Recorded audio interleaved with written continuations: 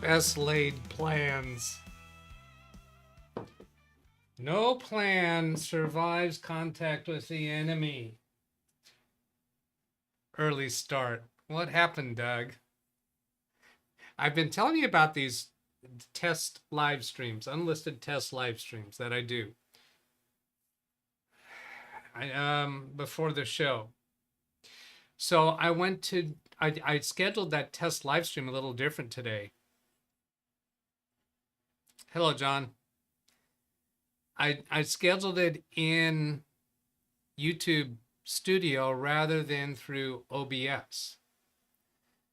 So what I do is I hit my bumper and then begin selected stream. I had the correct test stream selected, but there was a message that came up on OBS saying this stream is not, something about not configured for auto start. Okay, fine, I'll redo it. And then I realized that instead of just failing to auto start that test stream, it went ahead and started the next stream in the list. So that's what happened.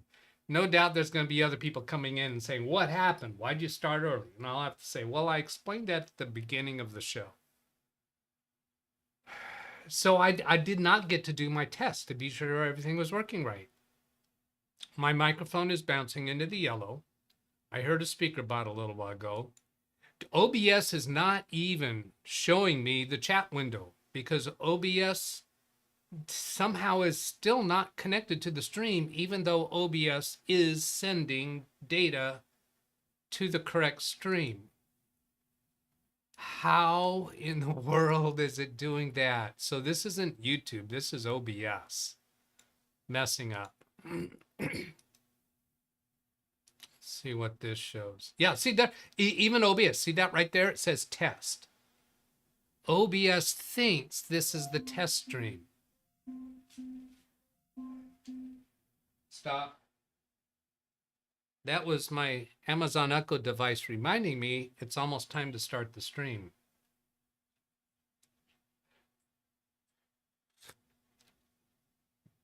Okay. Let's see. I heard SpeakerBot. So Brian says he doesn't think they are hearing SpeakerBot. And I didn't check. Let's see. I got to give you show you what I'm looking at here. SpeakerBot. So I'm going to go over to YouTube and do an !P. I don't know. Do I still have it? Yeah, I heard that, but SpeakerBot here was not going. Oh, I know what that is. If I go into properties, see that red right there? I got to drag this so you can see it. See that red right there? It means it is not successfully addressing the SpeakerBot app. So I have to reselect it because it seems that on the following day, sometimes it doesn't pick it up. So here, if I select, let's see, there's StreamerBot. This is SpeakerBot down here. Click OK. So now that should work. Oh, and I've got to turn off that. Brian Lightfoot said test. There. Come on, are you kidding me? This. Yes, affirmative. And this was after, yeah, Brian says it works. This was after John Williams said, hope this Monday finds you ready and having a good start to the week. Well, I figured out that problem pretty quickly, so I'll count that as a good start. Zvi Minor, yes, you were first. I didn't even see anybody come in last night and say something in chat. It's not even start time yet. How many people have found their way? 21. So if you didn't hear my explanation for why we started early, I gave it at the beginning. So you can go back and watch the beginning either later or watch it now. John Williams said, are you okay? Yeah, Bobby Morin said, hey, Doug. Hello, Bobby. Yeah, I'm okay. I'm okay. You're okay. What's the rest of that jingle? I don't know. Get up and fight, fight, fight? No, that's not it. Ay, caramba. John Williams said echo. Oh, you're getting an echo. Why would that be? Is it echo for SpeakerBot or echo for me?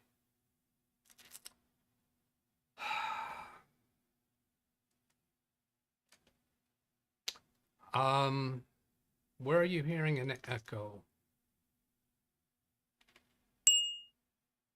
Brian Lightfoot said no, the echo was only that one voice. John Williams said just once. All right. Greg said it was echoing for the last two speaker bots. Interesting. Last two SpeakerBot. So is SpeakerBot still echoing? Still echo. It's SpeakerBot. Brian Lightfoot said maybe all voices. Ah, I found it. I found it. That should have fixed it now. Oh boy. All right, I'll show you what that was. Turn this on. So here I have a Official Tim Tech said hi. hello, Tim. So here I have a SpeakerBot audio. That's how SpeakerBot's supposed to come. But when I'm on monitor one has its own audio. And I had that turned on. So when I was on monitor one and monitor one audio turned on, you were hearing it. Doug, why do you have to make it so complex? Have you not met me? Huh? Huh? That's how I like it. Kerry has told us several times he likes it simple. He keeps it simple. But no, not me. Brian Lightfoot said, test is the echo gone. Oh, he's being silly there. He's putting in his own echo into the text of SpeakerBot. Well, by now we should be on topic number 4, John Williams right? said, I like it simple. Yeah, well, you can do simple. That's not me. I don't do simple. What's the rolling on the river? We do nothing simple. What's her name? Hello, what? Wait, what? Yeah, we started early. There's 8:57 still. It's not even time to start, which makes sense since I haven't even started the first topic yet. And I did a speed test before the show. I was intending to put that into chat, and I did not. So that was 23.7 upload, which that's the best I get around here when I'm not streaming. I'll test again while I'm streaming. I expect it to be somewhere around 10 megabits per second slower than that. Yep. So that's good. Zvi Manor said, do not restat. Keep going. Do not restart. Do not restart. Keep going. Yeah, I won't stop the stream and start over again. I am back at the start of this early start, so Ken is watching in DVR mode, I guess. So here we go. September 23rd, 2024. Good morning. It is 9:58 and 33 seconds. Bing. Start Tech Tales from Story from Clients Sunday Morning Panic. See, I was supposed to have that set up in my photos screen open, but because OBS and YouTube messed up, I don't have that. So I got to go to iCloud Photos. I don't think it'll take too long to get this. Oh no, that's not where it is. It's on my cell phone. I've got to connect my cell phone to OBS, to Big B Spilled, using this Splash Top software, and then go to my text messages. I'm going to bring up a text with a client. Now, I didn't even have time to go blur something, so let's see what all needs to blur there. So I'll do studio mode, and then bring monitor 1 up in studio mode and fix the blurs. We have blur. Yes, we do. We have John blur. Williams said Stormy and Princess no longer How work. about you? Stormy and Princess. Princess should be working. Princess should be working, but I don't think I have fixed Stormy yet.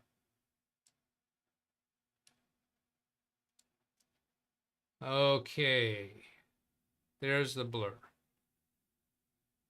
And then transition. I got me a transition button now. Yay. Windowed projector so that I can see that big. Make it big. Okay. Oh, what happened? Oh, my cell phone went quiet. Yeah. All right. This is, I am in the college mode of YouTube, preparing to become a good streamer, learning my stuff. Yeah, this looks good. Now I got to keep it. Oh, no, you know what I'm going to do is I'm going to turn off my screen standby thing. Night mode standby. Let's see, that was, oh, display and brightness, I think is where that's at. Auto lock. Yeah, and I can show you this. So I'm going into auto lock here, and it's set for 1 minute. So I'm going to change that to never for the purposes of this show.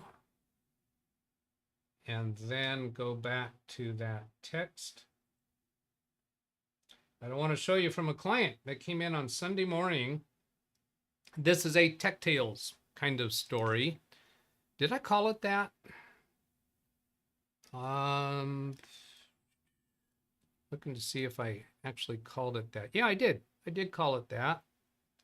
See here, Tech Tales story from client Sunday morning panic. Now, after the show, those will get timestamps, and I'm not going to change the timestamps. And during the show, I have a better way to do that now. So here we'll bring the cell phone back on to here. He says, Sunday morning, 7:01 a.m. Good morning, Doug. I'm having a little bit of a meltdown. My QME report file only has 2 of the QMEs of the past in it. I'm not sure what happened to all the other ones that I saved in that file. When he says file, he means folder. Was that, I asked him, was that accident? Oh, when I said, was that accidental? That, I was saying that because the first thing that came in is my phone rang as though he was calling me. And that Ken happened. Stout Live said, when I get back in the studio, I will send you a screenshot of my comment, which was first LOL. Okay.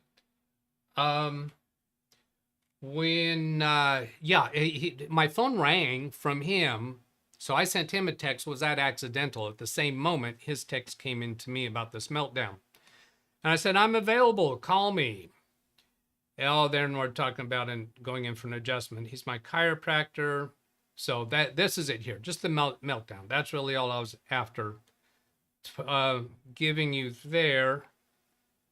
And then, oh, okay, transition that. I got to tell you what happened. He was working on his home laptop, and this is a story about working with normals. And as an amateur or professional computer technician, this is the kind of thing that you get when you're working with normals. You need to be able to respond to them in a way that doesn't make them feel stupid, in my opinion, if you want to be able to keep their business and keep them happy and get them to refer other people to you. So I connect remotely to his home laptop. Now, his process is his transcriber does transcription and emails it to him as an attachment. When he receives it, he needs to move that into a folder called QME reports. And we set him up to do that on his office laptop. Well, here he's working on his home laptop. The email came in and he tried to drag it to a pinned folder called QME reports in his file explorer, but it wasn't there. So he went and found a folder called QME reports and pinned it. So now it's there. So now he copies those two attachments into that folder, and he's now panicked, a meltdown mode, because all of his old reports are not in there. So I explained to him, this is a QME folder on your home laptop. That's not the same as the QME folder on your office laptop. You normally do that in the office. So you're not going to see those here. And so that is a kind of thing that a normal just does not realize. You need to be able to explain that kind of thing without making your client feel stupid. So I want to give that. I occasionally give things like that because some people around here are technicians, and I'm just trying to get across the message. Stop making them feel stupid. You're shooting yourself in the foot by doing that. All right. So soapbox over. I'll minimize that. I'm going to turn off. Let's see if I turn off studio mode. Yeah, it just goes to what I have currently live. And then we'll go to live commentary. We'll switch to live commentary mode. Ken Stout, I heard you complain about being demoted and no longer able to do that. Well, frankly, you're not always here. And so I decided I wanted to take control of that myself. So I'm sure you'll get over it. It's not that I don't like you. I mean, that's not the reason why I'm taking that away from you. Okay. Results of checking up on the echoing that Jim reported in Zoom on Saturday. I have that up, available here. So I'm going to play this a little bit for you. Let's make it maximize. So that is the recorded Zoom session that I'm about to hit play from Saturday. In my box, what they always see, the people who are participating in Zoom, they see whatever I'm broadcasting. So when I switch to monitor one, for instance, they'll see monitor one here. That way they can see live without trying to watch YouTube at the same time that they're in Zoom. But here's, and Brian Lightfoot, are you in chat? Oh yeah, good, you're here. Brian, I want you to pay particular close attention to this, because I want you to tell me if you are hearing the same thing that you're going to hear now in this video, as far as what sounded like a double microphone, as Jim reported. Here we go. Oh, let's see, I got it. This is why I had monitor one audio turned on. Oh, but now I have Windows Media Player audio, so you should be able to hear it from that. Except I'll let it capture some of your voices first for comparison. Well, I don't know. Like I said, if it's not there as far as the YouTube stream is concerned. It's like you have two microphones turned on in Zoom. Okay, so that's all I got there. So my question to Brian, did you hear that echoing noise? And more specifically, earlier in the stream, because you were in Zoom before I even began the stream, but at the beginning of the stream, before the others came in, were you hearing that echo quality? That's my question for Brian, to help troubleshoot that, since this is a channel about troubleshooting issues. Yes, affirmative. He says yes, affirmative, but not earlier. So when you say not earlier, does that mean not before the stream started? Or does that mean before the other people joined? Because first it was you and Sam Lazar. While it was you and Sam Lazar and we were streaming, were you hearing the echoing, yes or no? And I will wait the requisite latency requirement to see Brian's response. Now I forgot how I worded that. Before the stream was okay, but echo started with the stream. Perfect. Beautiful answer. So that tells me it was not caused by any of the other people who joined us. And I did not, I went looking around. I did some testing. I could not figure out where it was coming from. Got that. Understood. Understood, Amundo. Thank you. Jokes. Did Brian give me any jokes today? Let's go Why did that not come up? Chat room here. Control F. Brian. Early start. Yeah, for those who didn't get the explanation, the reason for the early start, I explained that at the beginning of the show. You can rewind to DVR mode or watch it after the show is over.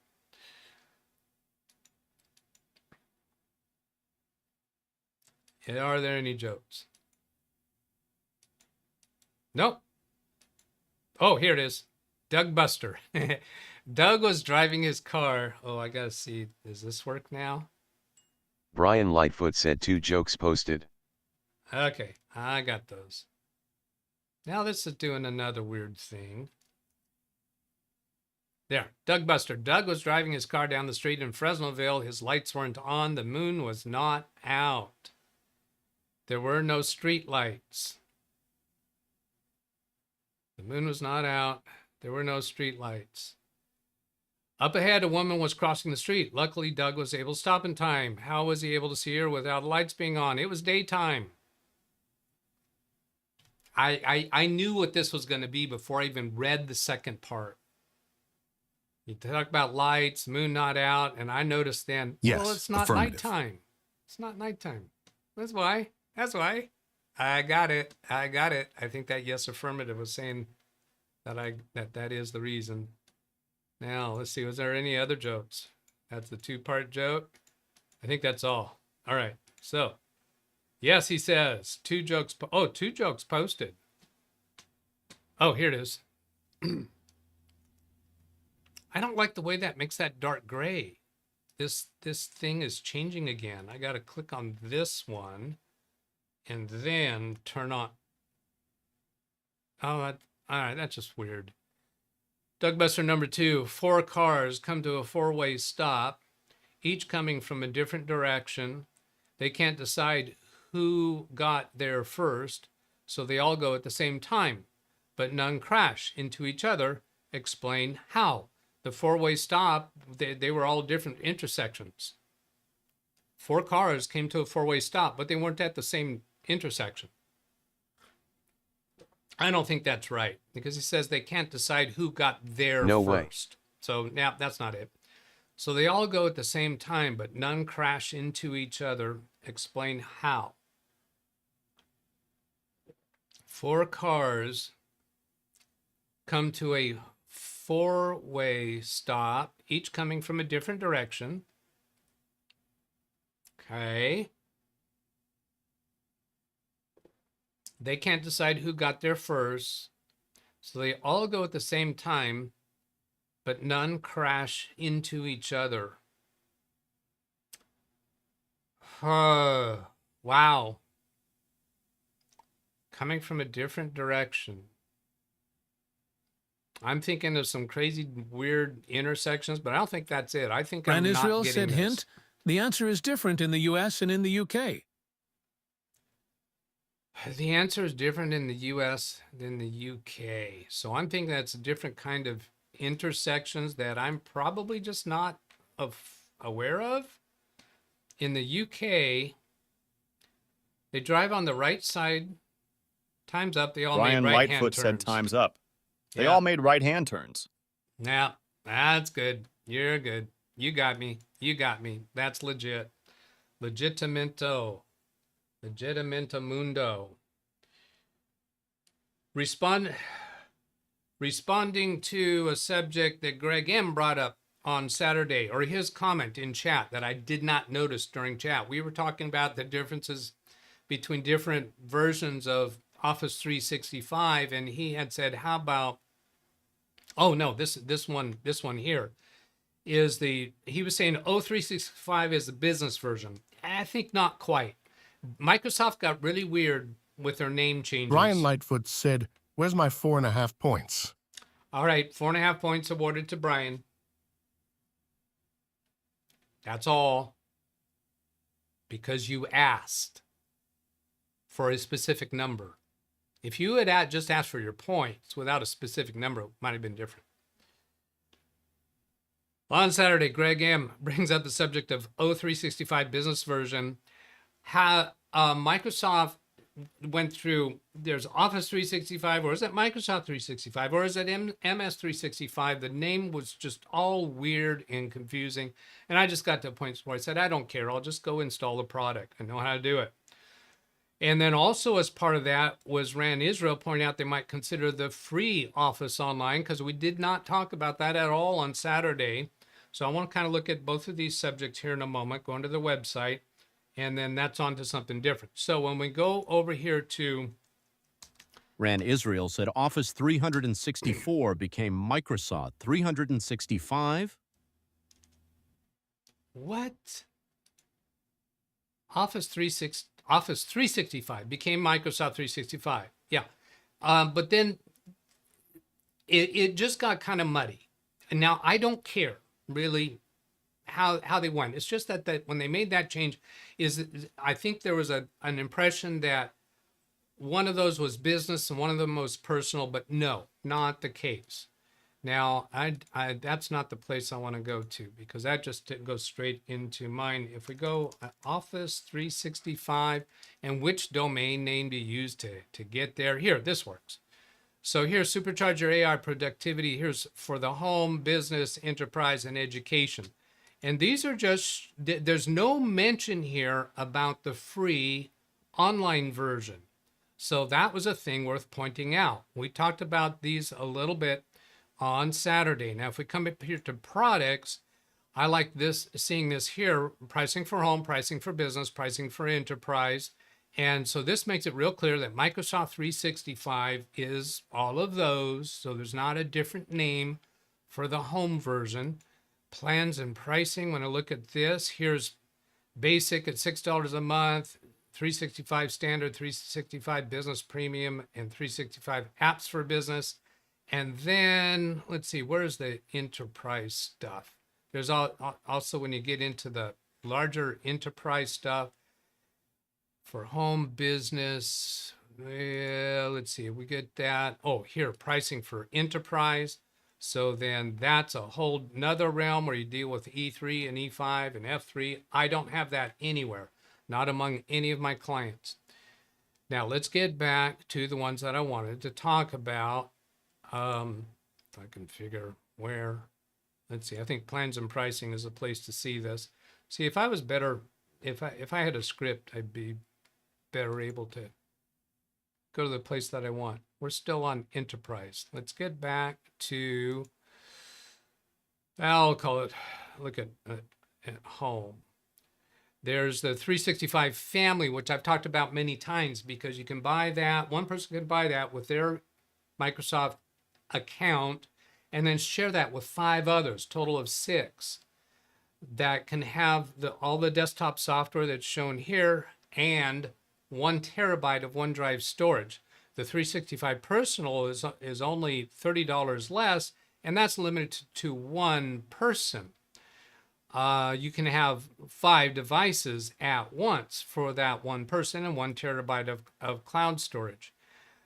Then when you go on, here's a link for business. Most of my clients are on the standard, although some of the people within an office are using basic and don't have standard. Basic could be if they only need email. We do have some people that only need email and don't need the actual software. Now for the free version, you gotta know to go looking for that. Let's call it Office 365 Web app. I mean, there's lots of different ways that you'll find your way to it. Microsoft Office Web Apps. That's free, totally free. And that took me into my page. Let's take that off screen so that I can get MS3, let's say Office on the web. Because I don't think it's right to call it Office 365. So here I'm going Office on the web and see what that gets me to. Yeah, okay, free Microsoft 365. So they are calling it 365. Forget what I said earlier about Frosty Winnipeg said it's 2024 and the Outlook website is still live.com. Well, yeah, live.com, you can sign in that way. There's lots of different, live.com is going to take you actually to sign into your account. If I go there right now, it's going to take me right to my signed in account. So that's not going to work for me for showing you this. But anyway, here's Microsoft 365 apps free on the web. You're using a web browser based version of Microsoft Word and Excel and PowerPoint and Outlook. Curious they're not showing Outlook here. Is Outlook not one of the free ones? Yeah, I'm not sure. That is far enough for the purposes of today's show. Okay, then go back to look at the next on my list. Sheldon Ball on Saturday asked about, can't restore points be persuaded to provide file history checkpoints? No, they cannot, but you're touching on something that is available that we haven't talked about. That's file history. File history, I'm gonna call it like it's a built-in data backup. It's almost like a built-in OneDrive built into Windows as far as I want to describe it. It copies files from libraries, desktop, contacts, and favorites. No usable drive was found. It wants an external drive or another drive installed in your computer. I'm pretty sure they recommend you use an external drive. Pretty sure you could use a second drive inside your computer. Currently, I don't have a second drive. I removed that because of troubles that I was having in the past. Connect a drive, refresh this page, or use a network location. So if you turn file history on, then that is going to let you restore to a previous version of the files that are included in that, but you need to have another drive for that. I did go poking around looking at System Restore to see if there was any way to get it to include that, and I could find none, and I also did Google searches for that and did not find that. But I will point out for actually, let's call this another topic. System Restore, since this is so closely related. And the System Restore, because there's an interesting thing there. If I go into Create System Restore, see Rand says previous version of Windows System Restore included file backups as well. Don't know if it's still a thing. Yeah, I thought it had been in the past, and perhaps that's why Sheldon Ball was asking that, because I think that has been there in the past. But I wanted to point out here, when you go into System Restore and configure, yeah, that's where I want to go. I have 20 gigabytes reserved for System Restore, currently using 8.58 Ran Israel gigabytes. said click configure for one of the drives. Yeah, we'll get to that. But I want to show how much of it is being currently used. Then when you go into, no, that's what I just was. He told me to go into that after I was already there. So the thing I wanted to show is if I go try to do a System Restore, it's interesting and sometimes perplexing how many or how few restore points are actually available. So this is showing 2 restore points. There was one on September 20th due to a Windows update. There was one last night that I did manually in order to do this demonstration. Then if I click show more restore points, sometimes I find a lot more, but in my case, there's only one. Now I think the reason why there's only one is because this would have been the second Tuesday Windows update, which probably wiped out all prior restore points. Now, I didn't actually do it on the second Tuesday. It wasn't till apparently a week later that I did it. Or maybe that was another update that came through. But anyway, I think this update wipes out the previous restore points. I think that occasionally happens. Another thing that I found interesting as I was experimenting with this last night is this restore point for September 22nd that I did last night. It barely nudged this current usage number up. It did not go up much at all, because I was theorizing that you could see how much space each System Restore point is taking, but it looks to me like maybe it's doing kind of a differential restore point where it doesn't actually copy everything that it includes in System Restore. I did some other tests. I went to look at the app data folder to see if I thought that if it appears that it's included in System Restore, and my test was inconclusive. It did not give me the results I was expecting. So that's all I'm going to talk about that at this point. Then Wintermute on Saturday gave us this link to Kodak. Now I did a tiny URL, and I decided I'm going to make my tiny URLs all prefaced with LWTDB, so that way I'll be able to get whatever I want for the names. The thing that I found interesting there is during Saturday's show, I had incorrectly stated at some point that they do some fixing and put some extra effort into processing the photos and films and pictures that you send to Kodak for digitizing. That is what I remember. I do remember that, but that clearly is not the case anymore. And the discussion came up on Saturday about cleaning off photos. I've never done any of that. Now, the reason why I didn't put any effort into cleaning them up is because I don't care. I just don't care that much about them. The question also came up about the resolution that they get scanned at. So I'm going to show you a little bit about that because I figured out again where I keep them. Really, you know me, it's complicated and weird, and I typically don't do things the way they ought to be done, the way everybody else does them. So I've got them stored in this really weird location, and now I'm trying to find it again. Yeah, it's this place called Pictures. It's a Pictures folder, and it's a folder that's right at the top called Betts Archives from Kodak. For those of you who haven't been around here long enough, that's me poking sarcastic fun at myself. We have an acronym called SAD, such a Doug, that I had been struggling multiple times to find where did I put those, and I couldn't find them because I expected them to be in a complex, weird place. But no, they're in the Pictures folder, in a folder called Betts Archives from Kodak. So I'm going to show you a little bit in here. I turned on these extra columns for dimensions and bit depth, and there's some more stuff out to the right. You can turn on additional column headings that you want. So these pictures are, 1920 by 1080 is normally what we call high definition.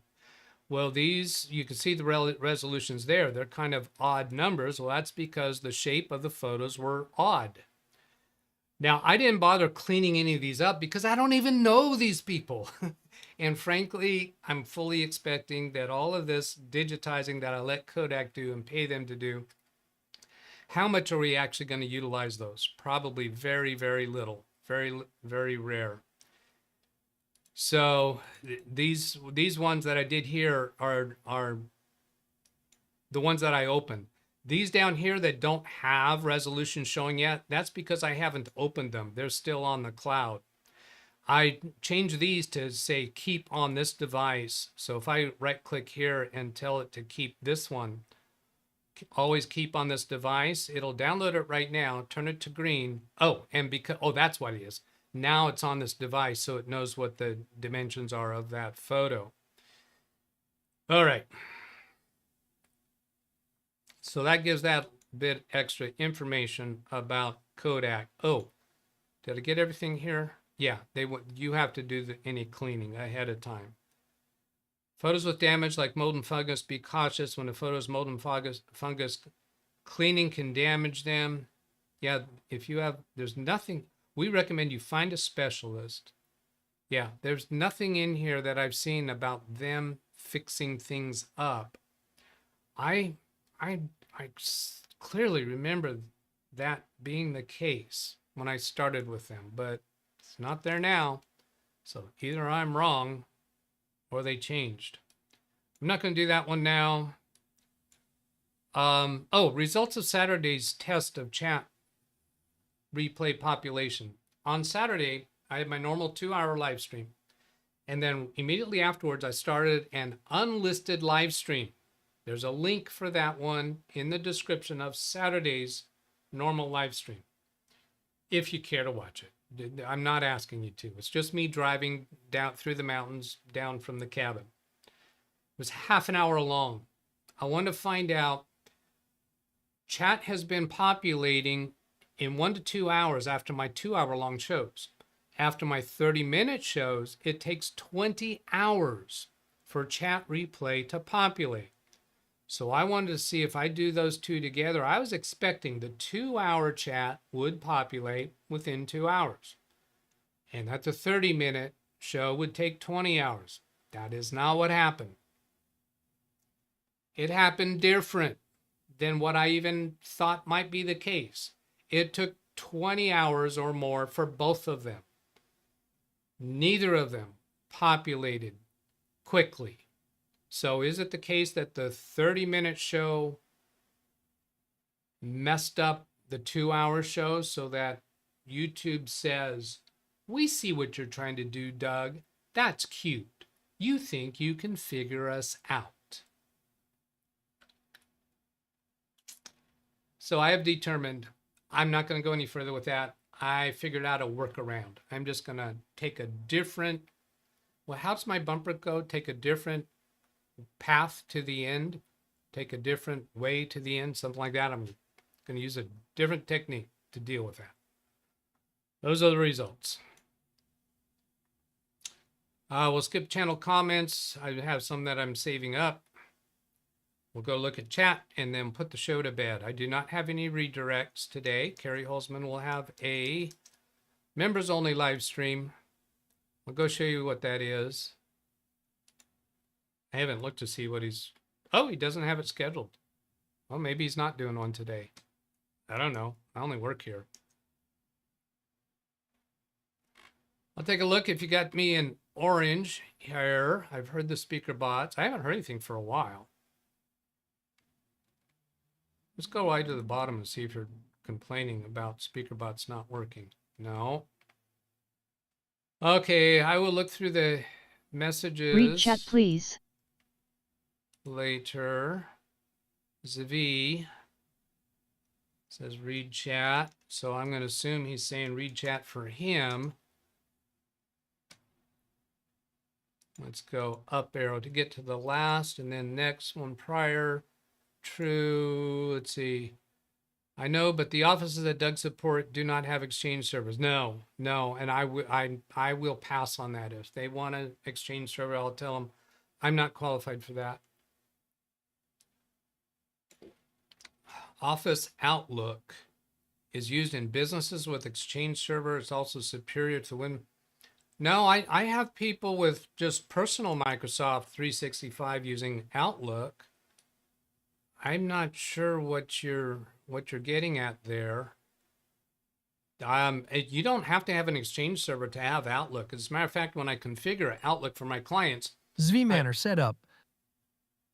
Okay. When I configure an email account in Outlook for a client, it's using a Microsoft Exchange server, but Microsoft's servers, not my clients. All right, so let's go up further.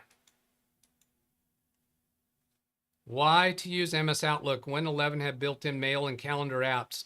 No, it doesn't do it nearly as nice as Outlook. If a person is satisfied with the built-in mail and calendar, that's fine. But when an office is already paying for the subscription for the full Microsoft suite, then it's an easy thing to use Outlook. Outlook is very functional and useful for my clients in ways that mail and calendar is just, as far as I can see, clunky. Now, granted, I haven't attempted to do a full comparison because we don't have any pain. We don't have any pain points with Outlook. True, this was just one reason. I prefer Outlook for personal use as well. Now, actually, I prefer Outlook as well. However, I do not use it for my personal email. The reason for that is because of the multiple computers. I find it more convenient to deal with Gmail in the web browser. So, but I like Outlook a lot, but I'm using Gmail because my account is Google, and because I'm so ensconced into YouTube, and that is part of Google, that at some point I just drank the Kool-Aid and decided I was going to use Gmail. When one of my computers is not used for a long period of time, and then I launch Outlook, and especially if it's a slow computer, it takes a long time for it to populate all the old mail messages. But I can go to the Gmail web browser in a web browser and see it right away. Yeah, Jim's saying Win 11 mail is crap. Yeah, and I don't trust Microsoft for the built-in mail to keep that as consistent as Outlook, but Outlook is not consistent. The new Outlook has caused many, many problems. Many problems. Nuisances for clients. All right, I got to get out of here. Is there anything else that I really need to get done?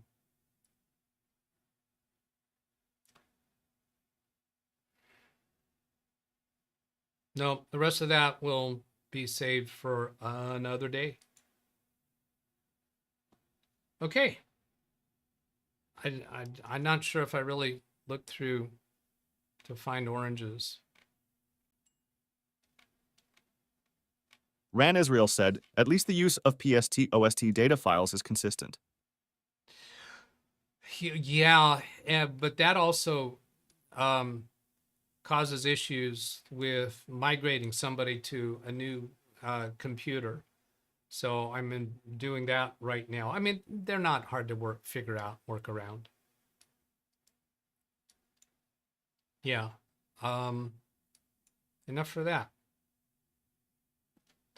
Here's the email address if you want to send a question or have an issue you'd like me to comment on or give some ideas about. That is the way to pose that question. And then I'll do that button and I'll do that button. Have a great Monday, everybody. I'll catch you later. Goodbye.